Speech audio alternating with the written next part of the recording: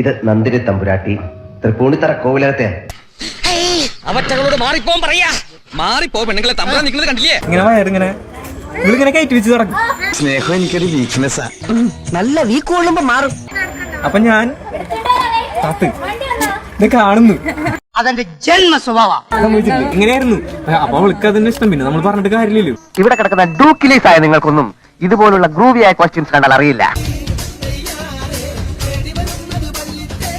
ഞാൻ നിന്നോട് പലവട്ടം പറഞ്ഞിട്ടില്ലേ വൃത്തിയായിട്ട പണി ഇവിടെ ചെയ്യരുതെന്ന്. വൃത്തിയായിട്ട പണിയാ എടാ, ഇത് വളരെ വൃത്തിയോടും ശ്രദ്ധയോടും കൂടി ചെയ്യേണ്ട പണിയാ. 1 മില്യൺ വന്ന് എല്ലാ മാസവും 20 കോടി ആൾക്കാർ കാണുന്നുണ്ട്. ഒരു മാസത്തെ നമ്മുടെ ഐഡിയയിലെ റീച്ചിങ് 20 കോടി ആൾക്കാർ. നമുക്ക് 20 കോടി 19 കോടി ആയി കഴിഞ്ഞാൽ നമുക്കൊരു വിഷമം. പിന്നെ നമ്പ്യാർ അദ്ദേഹത്തിന്റെ ബുദ്ധിമുട്ടൊക്കെ എനിക്കറിയാം. അത് ഇങ്ങനെയുള്ള എന്തെങ്കിലും പരിപാടിക്ക് മുമ്പിൽ സത്യം പറയാലോ, ഒരു മാസം തട്ടി മുട്ടി ജീവിച്ചു പോണെങ്കിൽ തന്നെ 1.5 കോടി രൂപ വേണം. കുറെ ആൾക്കാരുടെ ഡൗട്ടാണ്, കുറെ ആൾക്കാർ ഹസ്ബൻഡാന്ന് പറയും, അങ്ങനെയാണ് ഇങ്ങനെയാണെന്നൊക്കെ പറഞ്ഞു. അതൊന്നല്ല, ബ്രദറാണ്. കാശിനു മുമ്പിൽ എനിക്ക് അമ്മ പെങ്ങന്മാരില്ല, സ്വന്തക്കാരില്ല, കൂട്ടുകാരില്ല. കാശ് ആര് തരുന്നോ അവരോടൊപ്പം ഞാൻ. നിങ്ങൾ കാര്യമറിയാതെ എന്നെ തെറ്റിദ്ധരിച്ചില്ലേ? ഒരു തെറ്റിദ്ധാരണയില്ല. എന്നാലും ഒരു ദിവസം തുമ്പി കല്യാണം കഴിച്ചു പോകുമ്പോ ഏയ് അതിനുള്ള യോഗ്യത കുട്ടിക്കില്ല. കുട്ടി മുന്നാലെ നടന്നോളൂ. ചേട്ടൻ ഒറ്റക്ക് ബ്ലോഗ് കൊടുങ്ങോ? അങ്ങനെയൊക്കെ ചോദിച്ചാൽ ഇപ്പൊ എങ്ങനെയാണ്? ഒന്ന് പറഞ്ഞു കൊടുത്തട്ടെ. അവള് കല്യാണം കഴിക്കില്ല. ഇല്ലേ? എല്ലാം എനിക്ക് വേണ്ടിയാണെന്ന് ഓർക്കുമ്പോ സന്തോഷം കൊണ്ട് ഞാൻ വീർപ്പ് കൂട്ടുക. സബ്സ്ക്രിപ്ഷന്റെ ചാർജ് 390 ആണ്. അതിൽ നമ്മൾ നോർമൽ പോസ്റ്റ് ഇടുന്നുണ്ട്. പൊട്ടനും പോയി പണ്ടനും പോയി ബോട്ടും കിട്ടി. അതിലെ ഈ 390 ആൾക്കാർ 390 എന്റെ ഇത്ര പേരെന്ന് വെച്ചിട്ട് കൗണ്ട് ചെയ്യും. ആ കൗണ്ട് ചെയ്യുമ്പോ ഇത്ര ലക്ഷം രൂപ നീ കൊറേ നേടുന്നുണ്ടല്ലോ. 5 ലക്ഷം അവിടെ കടി നിൽക്കുന്നത്. അവള് മോശക്കാരിയൊന്നുമല്ല. എടാ, ജീവിക്കാൻ വേണ്ടി ഒരു വേഷം കെട്ടിയെന്ന് വെച്ച് നമ്മൾ ആവശ്വസിക്കരുത്. Sir, basically I am a rich man. Show some respect. അയ്യോ എന്നല്ല ചേട്ടാ, ഞങ്ങളുടെ തലമുറയുടെ ഒരു വലിപ്പം പറയായിരുന്നു. എല്ലാവർക്കും നമസ്കാരം. അപ്പൊ ഞങ്ങളെ കുറിച്ചുള്ള വീഡിയോസ് ഇപ്പൊ ചർച്ചാവിഷയായിക്കൊണ്ടിരിക്കുകയാണ്. അല്ലേലും ഞാനിവിടെ ഒരുമാതിരി നല്ല രീതിയിൽ ഫേമസ് ആയിട്ടുണ്ട്. മാർക്കറ്റിലൊക്കെ പോകുമ്പോ ആളുകൾ എന്നെ തിരിച്ചറിയാൻ തുടങ്ങി. അച്ചാച്ചനാന്ന് പറഞ്ഞാലും മാമിയാന്ന് പറഞ്ഞാലും അതിനിടയിലൊക്കെ ഉണ്ടായിരുന്നു ചാന്തുപൊട്ട്, കണ്ണുതൊട്ട്, പൊട്ടുതൊട്ടു എന്നൊക്കെ പറഞ്ഞിട്ട്. അതൊക്കെ അവനവന്റെ ഇഷ്ടല്ലേ. ഇതിലൊക്കെ കേറിയിട്ട് എനിക്ക് വയ്യ. ഇവനൊക്കെ എവിടെ നിന്ന് വരുന്നതാ? എനിക്കിതൊന്നും മറുപടി പറയാൻ അറിയാൻ വേണ്ടല്ല, പക്ഷെ ഇത്തിരി സംസ്കാരം ഉണ്ടായി പോയി. പിന്നെ കുറെ ഡ്രസ്സിന്റെ കാര്യം പറഞ്ഞിട്ട് ഇതൊക്കെ എത്രന്ന് വെച്ചിട്ട് പറയാം. മാക്സിമം ഞാൻ ഇതിനോട് റിപ്ലൈ കൊടുക്കാത്ത ആളാണ്. നിങ്ങൾ ഇനിയിപ്പോ എന്തൊക്കെ പറഞ്ഞാലും എനിക്ക് കുഴപ്പമില്ല. മാവനാന്ന് പറഞ്ഞാലും അച്ഛനാന്ന് പറഞ്ഞാലും അച്ചാച്ചനാന്ന് പറഞ്ഞാലും അത് എന്നെ ബാധിക്കണം, കുഴപ്പമില്ല. കനകത്തിന്റെ വിഷമത്തിന്റെ ഖനം ഞാൻ മനസ്സിലാക്കുന്നു. സങ്കടപ്പെടാതിരിക്കും. മാക്സിമം എല്ലാവരും പറയണ അവർക്ക് കാശ് കിട്ടുന്നു, അവളെ വെച്ച് വിൽക്കുന്നു എന്നുള്ളത്. എന്നെ വിൽക്കുകയാണെന്നുണ്ടെങ്കിൽ എനിക്കത് അറിയാൻ പാടില്ല. അത് മാത്രമല്ല, ഇവിടുത്തെ കഴുതകൾ എന്തൊക്കെയോ പറഞ്ഞു പിടിപ്പിച്ചിട്ടുണ്ട്. പിന്നെ ഈ വന്ന് ചലക്കുന്ന ആൾക്കാർ ഒന്നും ഇല്ലാത്തടത്തുനിന്ന് വന്ന് ചലക്കണതാ. നമുക്കിപ്പോ ഇത്രയും നമ്മളെ സ്നേഹിക്കുന്ന ആൾക്കാരെങ്കിലും ഉണ്ടെന്ന് പറയാം. നിങ്ങൾക്കൊക്കെ അതെങ്കിലും ഉണ്ടോ? എടാ, നിനക്ക് എന്തെങ്കിലും ഒരു കഴിവുണ്ടോ? നിനക്ക് കലാപരമായിട്ടുള്ള കഴിവുണ്ടോ? നിന്നെ 4 പേര് അറിയുമോടാ നാറി? നിന്റെ അച്ഛന്റെ എടാ മാധവ് സുരേഷ് ഗോപിന്റെ മോനെ ചേട്ടനായിരുന്നോ? ഞാൻ വിചാരിച്ച ചേട്ടനല്ലെന്ന്. നീ ഇന്ന് ഇന്റർവ്യൂ ന്യൂസ് എൻഡിൽ പറഞ്ഞില്ല ഞാൻ 1 ലക്ഷം രൂപ വെച്ച് വാങ്ങിയെന്ന്. കുട്ടിമാമ എന്നെ വിളിച്ചോ? എവിടെയാണോ തെളിവ്?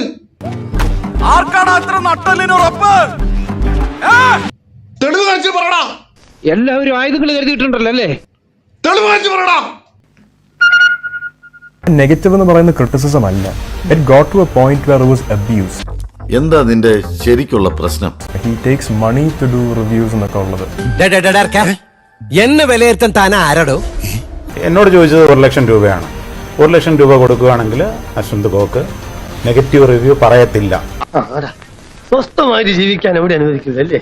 എവിടെ ചെന്നാലും കച്ചറ, കച്ചറാണ് ഞാനും കച്ചറ. അയ്യോ മഹാഭാവി, അവനങ്ങനെ പറഞ്ഞോ? ഈ പ്രൊഡ്യൂസർ താടിക്കാരൻ അപരാധി പറയാണ് ഞാൻ 1 ലക്ഷം രൂപ ആവശ്യപ്പെട്ടു. അതിന് തെളിവ് കാണിക്കണം.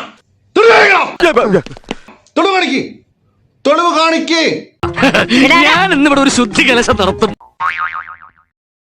എടാ, ഒരു പറയുമ്പോ ഒരു മിനിമം മര്യാദ വേണം. എന്നെ നാണം കെടുത്ത് 1 ലക്ഷം ഉലുവയോ?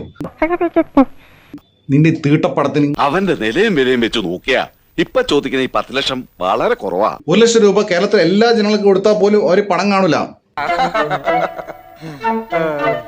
അത്രയും തീട്ടപ്പടോ, തീട്ടപ്പടം.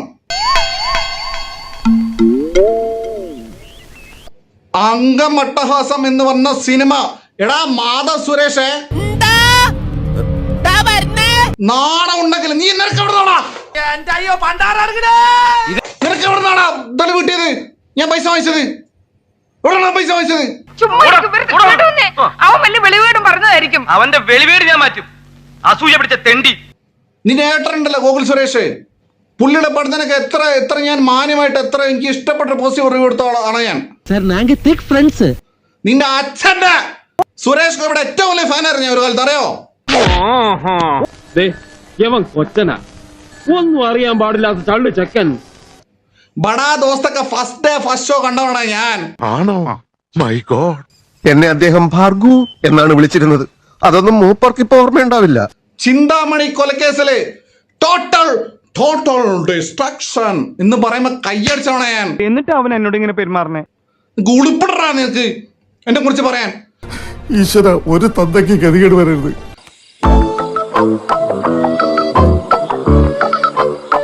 ഞാൻ വെല്ലുവിളിക്കുന്നു. I challenge you, I dare you, I double dare you. നിന്റെ ഒരു ശൗല്യ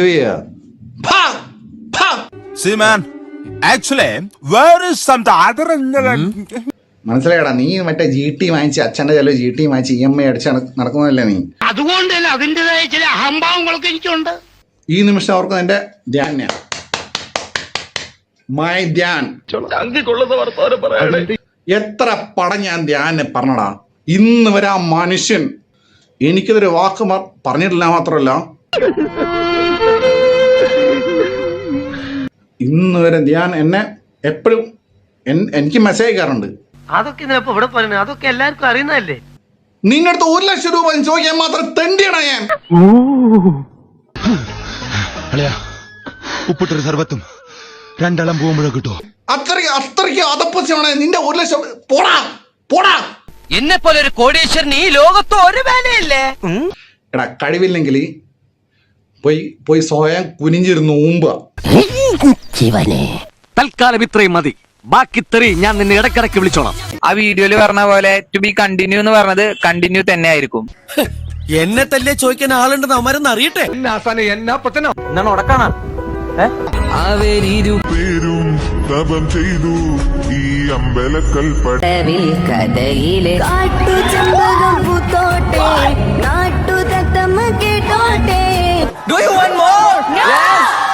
അല്ലെങ്കിലും നീയൊന്നും എന്നെ അർഹിക്കുന്നില്ലടാ. ഈ വീഡിയോയിലെ ഞങ്ങളാണ് 2 ദിവസം മുമ്പ് ഞങ്ങളൊരു പോസ്റ്റ് ഷെയർ ചെയ്തിരുന്നു. അതില് കുറെ പോസിറ്റീവായിട്ടും നെഗറ്റീവായിട്ടും ആരാണ് ആ കമന്റ് ഇട്ടത്? മിസ്റ്റർ കൊണസാലോസ്.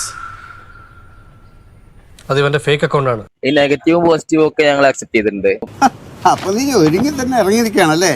ഇന്നല്ല, നമുക്ക് നമ്മളെ സൗണ്ട് ഇതാണ്, ഈ സൗണ്ടിൽ നമുക്ക് പാടാൻ കഴിയുള്ളൂ. അപ്പൊ ഇനിയും പാടും, ഞാൻ വീഡിയോ സീനും ചെയ്യും. അന്ന് മലയാള ഭാഷയെ ഞാൻ തന്റെ അടുത്ത് പറഞ്ഞതാണ്, നമ്മളെ കൊണ്ട് കൂട്ടിയാ കൂടില്ലെന്ന്. അപ്പൊ സ്വീകരിക്കേണ്ടവർക്ക് സ്വീകരിക്കാം, അല്ലാത്തവർക്ക് റിജക്ട് ചെയ്യാം. നിന്റെ ഉള്ളിലൊരു സാധനം ഉണ്ട്, അതെടുത്ത് അങ്ങോട്ട് വെളിയിലോട്ടിട്. മൂസിക്ക് ആകാശം മിന്നിത്തെന്നൊരു പൊന്മാനം, പിന്നെ കവിതയുടെ മട്ടുമാറി. കനവിൻ കോണിൽ കുളിരായി കുളിർ മഴ മലര. പാട്ടായിരുന്നാ മോനെ, നീ പാട്ട് പാടുക. കഥയിലെ രാജകുമാരിയും ഗോപകുമാരനും ഒന്നാവാൻ ഇജാതി ഇറിറ്റേഷൻ. പുഴയിലെ പൊന്നോളങ്ങളിൽ അവരൊരുക്കി ദീപങ്ങൾ. ഒരു വീക്കണില്ലേ അത്ര നീട്ടണ്ടല്ലേ? നീട്ടണമെന്നല്ല, താനിത് തുടങ്ങാൻ വേണ്ട. ഇത് ഒപ്പനയല്ല, ബാലെ. കരളിലെ മോഹം ഇനി അവളൊന്നും ചെയ്യരുതേ.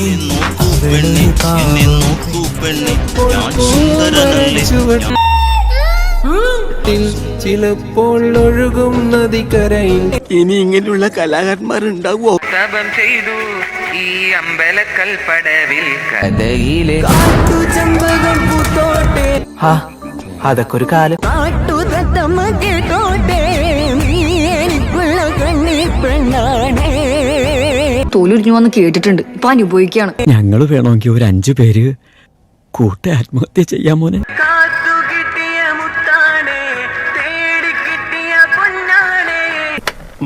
വലിയ വെറൈറ്റി ഒന്നും വേണ്ട, നിന്റെ കംഫർട്ട് സോൺ പിടിക്കുക. വരുമോ ആരേലും ഒന്നും ഇത് പറഞ്ഞു നിർത്തറ, ഭ്രാന്തെടുക്കുന്നു. ഇതിലേ വരുമോ? ഞാൻ വരില്ല, ഞാൻ ഇവിടെ നിന്നോളാം.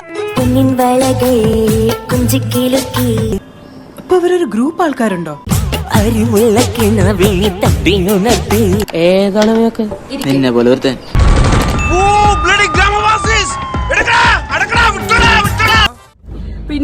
ദൃശ്യം 3 കണ്ടിട്ടാ ആ ഉണ്ണിക്കുട്ടാ നമ്മുടെ സദാശിവം റിലീസായിട്ടോ അടിപൊളി, ഒരു രക്ഷയില്ല.